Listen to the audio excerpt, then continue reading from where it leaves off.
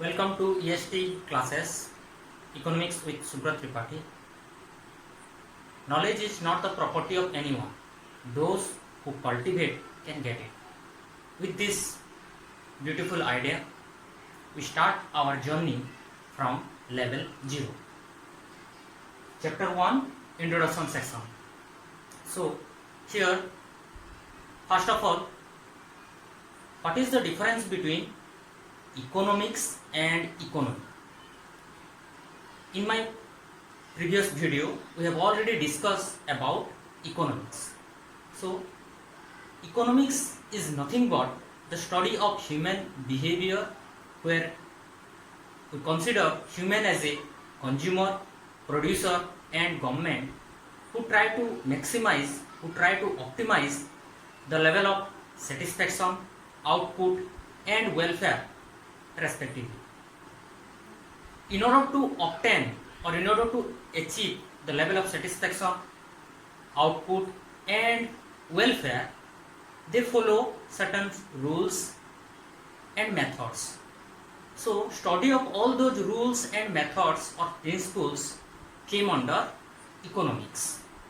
On the other hand, a system which provide people the means to work and earn a living is known as economy.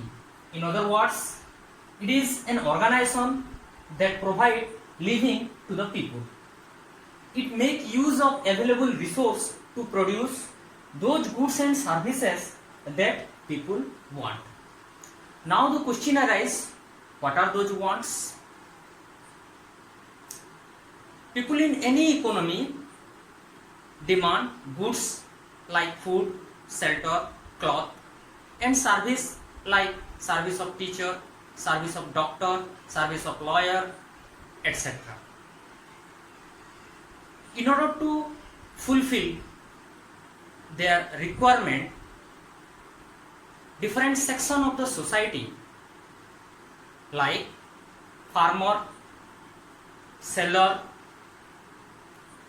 distributor, industrial output producer and service like administrator, doctor, lawyer, etc. play an important role in the process of production of goods and services. Each of these economic agent can produce goods and services by using their resource and trade up for many other goods and services which they need. Each individual can thus use their resource to fulfill their need. But every individual face scarcity of resource and make a choice between different goods and services that are available. Therefore, individual has to utilize the limited resource in best possible way to fulfill their need. So everyone face scarcity and make a choice between different goods and services that are available. Therefore, individual has to use their limited resource with best possible way to fulfill their needs. Every individual in the society produce some goods and services, but they use every individual in the society produce some goods and services, but they use a combination of goods and services that are not produced by them. So, as per the requirement of time, as per the requirement of the economy, or as per the demand produced by the economy, the resource has been channelized or diverted from one sector to the other. Thus, allocation of limited resource and distribution of goods and services are the two basic economic problems faced by the society. Another important aspect of economics is economic problem. In order to maximize the level of satisfaction, consumer always make a choice between different commodities, that which goods should be consumed and what is the quantity. So that's why an economic problem is basically a problem of choice. Here always consumer make a choice between the available alternatives. So that's why an economic problem is a problem of choice. Now another important aspect, reason for economic problem. What are those reasons for economic problem? Scarcity of resource, unlimited human wants, and alternative uses are the three basic problems in economics. Now scarcity of resource, as we know, the availability of resource, that may be physical resource, that may be financial resource, that may be time, everything is limited, and within this limited resource we cannot produce each and every goods that are demanded by the people. So here we make a choice. And the second one is human wants are unlimited, they can never be fulfilled completely. If one want is satisfied, then immediately another want emerge. So that's why human wants are unlimited. At the same time, our different wants have different priority, and accordingly we allocate our resource to fulfill our want. If all wants are equally important, then we remain indifferent between our wants and we can never make a choice between them. So that's why, as our wants are different priority and we allocate resource accordingly, so that's why it is another big problem in economic decision. And the last one is alternative uses. The resources are not only scarce but also they have alternative uses. That may be time, that may be money, that may be manpower, that may be water, that may be electricity. Everything has alternative uses. As you have discussed, reason for economic problem, that are scarcity of resource, human wants are unlimited, and resources have alternative uses. Those problems lead to the central problem of an economy. Production, exchange and consumption. Production, exchange and consumption of goods and services are among the basic economic activity of society, of any life. Society has to face sacrifice and choice. So here, that sacrifice and choice lead to allocation of resource or problem of choice. So what are those problem? What to produce, how to produce, and for whom to produce. These are the three basic resource allocation problem that faced by any economy. So what to produce? Now the question arises whether the available resource is channelized for the production of infrastructure, for the production of agricultural goods, for the production of industrial goods, for health sector, for defense sectors. So these are the various alternatives available in the hands of society. So here the society make a choice whether he want to produce agricultural goods, industrial goods, or health, or infrastructure, or education, etc. Then the second one is how to produce. During the course of production, whether we initiate or whether we introduce labor intensive method of production or capital intensive method of production, as per the requirement of economy, or which method is more beneficial for the economy, we introduce such methods. So that is also another problem, whether we introduce labor intensive technique or capital intensive technique. And the last one is for whom to produce. Here the produced output will be distributed among different individual and household of the economy. So these are the three basic problems regarding allocation of resource, what to produce, how to produce, and for whom to produce. Opportunity cost play an important role regarding the decision making of allocation of resource. So as we have already discussed, resources are scarce and resources have alternative uses. So definitely if we want to produce X, then we have to sacrifice Y, and if we want to produce Y, then we have to sacrifice X. Under such situation, opportunity cost determine or help in decision making. So what do you mean by opportunity cost? Opportunity cost is the next best alternative cost. Let's take an example. Suppose there is a piece of land called X. There is a piece of land called X, and that land can be utilized for the production of A and for the production of B.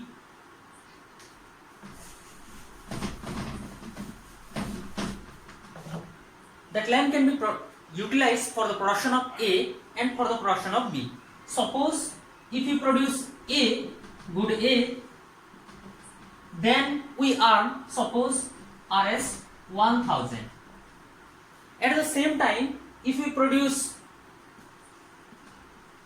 good B, then we earn, suppose, 1200.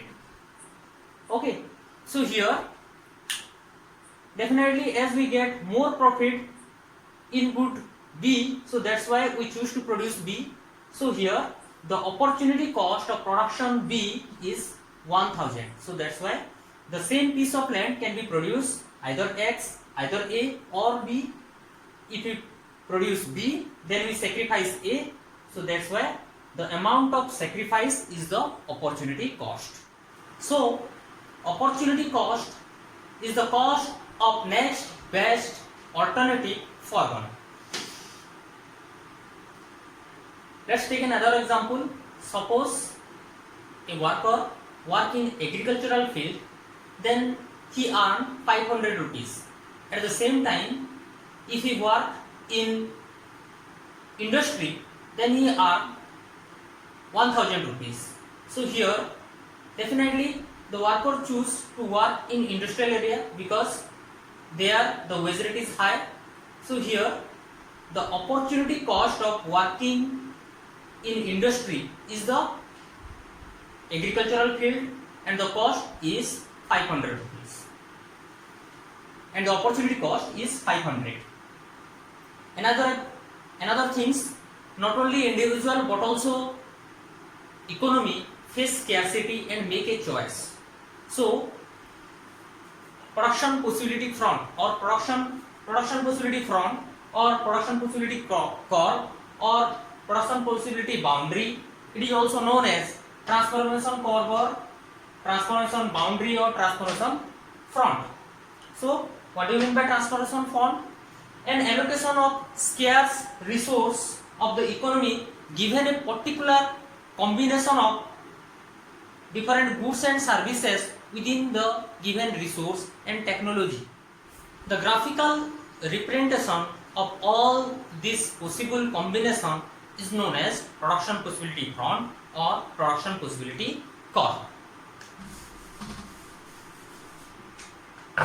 Suppose there are two goods, X and Y, and if the economy channelize all its resource for the production of X, then 100 unit, here 0, 90, 70,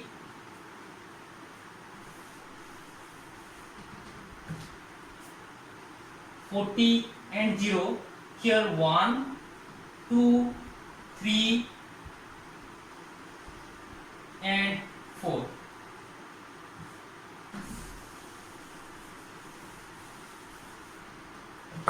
These are the possible combination after utilizing all its resource. Again, what do you mean by production possibility from?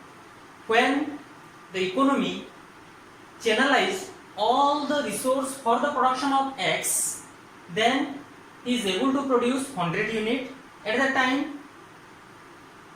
As all the resources are channelized X, so there is no Y, so Y is 0. If some resources are reallocated towards the production of Y, then at that time different combination arise, that is 91, 72, 43, 04 are the different combination after utilizing all its resource. Graphically, we may also draw PPC as, suppose X, Y in X axis, Y axis,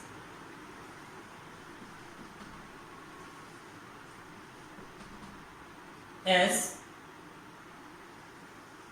like this. So this is known as PPC, production possibility curve, production possibility front, or production possibility boundary. So here all this point or this production possibility front is the locus of point where the resources are fully utilized. So all those points on the production boundary indicate optimum utilization of existing resource. On the other hand, any point below the production possibility front, that is A, indicate underutilization of the resource, and any point beyond the production possibility curve indicate unattainable point, because our resource is below the expected limit and we are unable to achieve this particular point. So that's why it is known as unattainable point. So this is the definition of production possibility front. So what do you mean by production possibility front?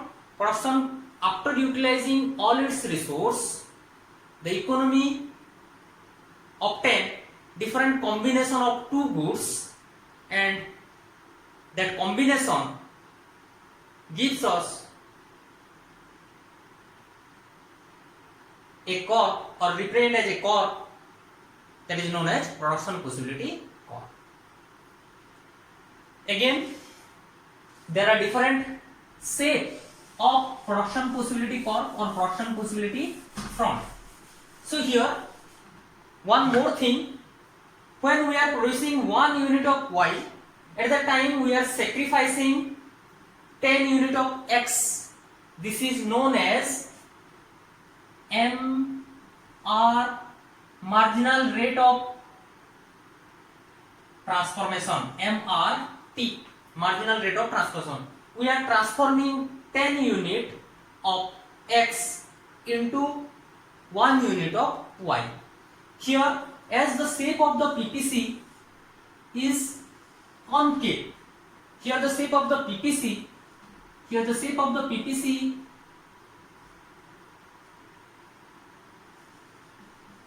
good Y, good X.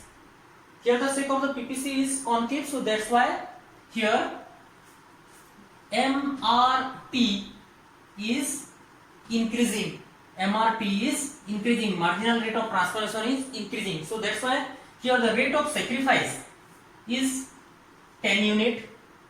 Here the rate of sacrifice is 20 unit.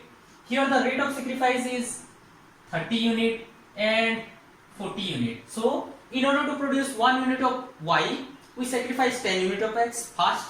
Then in order to produce another unit of Y, we sacrifice 20 unit of X. Again, for another unit, we sacrifice 30 unit of X. So here the rate of sacrifice is rising, and this rate of sacrifice is known as marginal rate of transformation. Here the MRT is different in different situation. Let's take some example.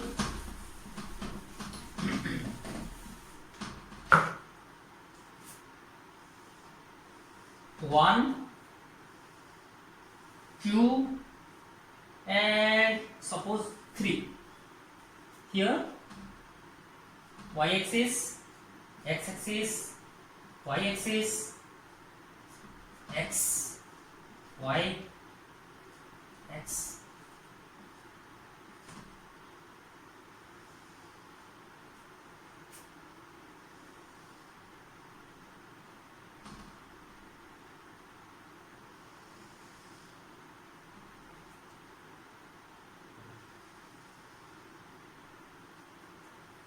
These are the three different shape of transformation core or production possibility front or production boundary. Here the shape is concave, here the shape is constant or constant, and here the shape is convex to the origin. In case of concave, the MRT, marginal rate of transformation, is rising, is increasing. So in order to produce 1 unit of x, we need to sacrifice more and more unit of y. Here, in order to produce 1 unit of y, 1 unit of x, we sacrifice more and more units of y. So that's why MRT is rising. As we have discussed in our previous example, the MRS is increasing, initially 10 unit, then 20 unit, then 30 unit, and then 40 unit, and so on. So here the MRT is increasing. Then the second one is straight line. In case of straight line transformation core or in case of straight line production possibility front, the MRT is constant. It means if the rate of sacrifice is 1 initially, then it may be 1 from point A to point B. So in order to, if the rate MRT, that may be 1, 5, 10, 20, whatever that may be the number, but that number should remain constant throughout this line. So from point A to point B, if the resources are reallocated from production of y to production of x, then definitely the rate of transformation or rate of sacrifice is constant from point A to point B. That may be 1. If it is 1, then it is 1 throughout the line. If it is 5, then it is 5 throughout the line. If it is 20, then it remains 20 throughout the line.